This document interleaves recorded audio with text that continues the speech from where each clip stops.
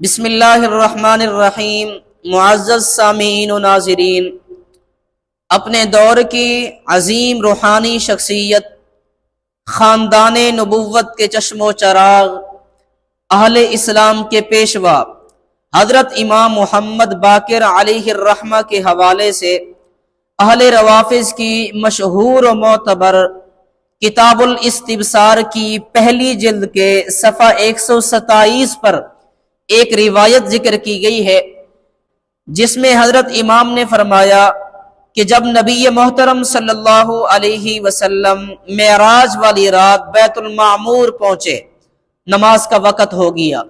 راجح قول یہی ہے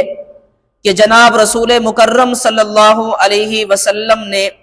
تمام انبیاء کرام علیہ الصلوۃ والسلام کو امامت بیت المقدس میں کرائی اور نماز پڑھی۔ بعض کتابوں میں اسی طرح آیا ہے، جیسا کہ میں بیان کر رہا ہوں، کہ جب اللہ کے نبی بیت المعمور میں جو 7ویں آسمان پر ملائکہ کا قبلہ ہے وہاں پر انبیاء کو نماز پڑھائی، لیکن زیادہ تر مفسرین کا رجحان اس بات کی طرف ہے کہ یہ امامت کا واقعہ بیت المقدس میں پیش آیا۔ فتقدم رسول اللہ صلی اللہ علیہ وسلم،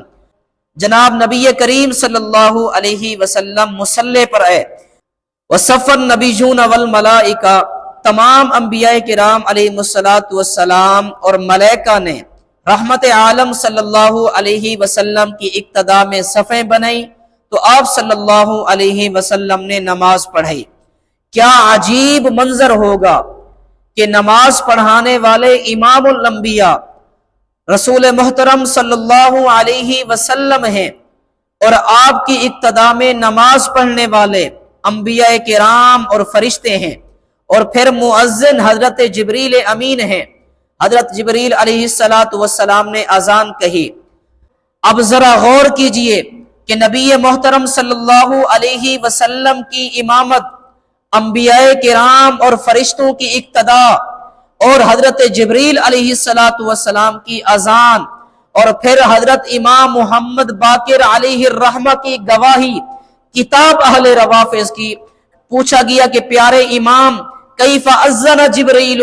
کہ حضرت جبریل علیہ السلام نے کس طرح اذان کہی تھی؟ تو حضرت امام فرماتے ہیں اللہ اکبر اللہ اکبر اللہ اکبر اللہ اکبر، اشہد ان لا الہ الا اللہ اشہد ان لا الہ الا اللہ اشہد ان محمد الرسول اللہ اشہد ان محمد الرسول اللہ، حی علی الصلاۃ حی علی الصلاۃ حی علی الفلاح حی علی الفلاح، اللہ اکبر لا الہ الا اللہ۔ اب یہ جو معراج کی اذان ہے، یعنی معراج کی اذان میں اشہد ان علی ولی اللہ نہیں ہے، معراج والی اذان میں اشہد ان علی ولی اللہ نہیں ہے، اور اذان سے پہلے مروجہ صلاۃ و سلام بھی نہیں ہے۔ معراج ماننے والوں کو ذرا ٹھنڈے دل و دماغ سے سوچنا چاہیے کہ آخر کار معراج کو مان کر معراج والی اذان سے اعراض کیوں کیا جا رہا ہے۔ دعا ہے کہ اللہ رب العزت ہمیں اعتدال کے ساتھ، سنجیدگی کے ساتھ اپنے عقائد کو دلیل کی طاقت کے ساتھ بیان کرنے کی توفیق و ہمت عطا فرمائے۔ وآخر دعوانا ان الحمد للہ رب العالمین۔